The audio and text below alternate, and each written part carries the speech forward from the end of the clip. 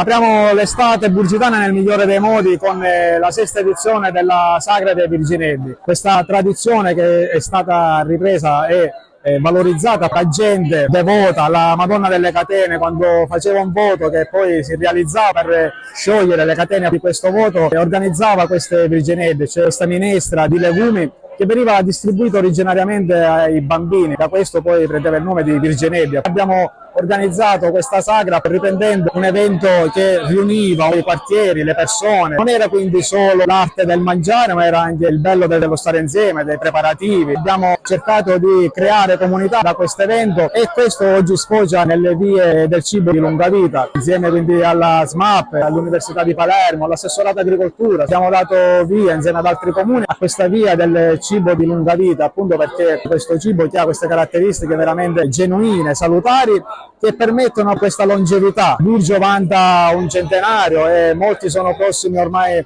a questo bellissimo traguardo, quindi anche Burgio rispetta queste tradizioni insieme a tanti comuni dei Monti Sicani, e cerchiamo sempre più di mantenere vivo questo cibo bucolico che riprende le tradizioni degli agricoltori della nostra terra, chiaramente tutto favorito dal clima, dalla vicinanza al mare, alla montagna, al bosco, e tutto questo permette che i legumi, le verdure di questi piccoli comuni dei Monti Sicani abbiano queste caratteristiche da conferire a chi ne fa uso alla longevità.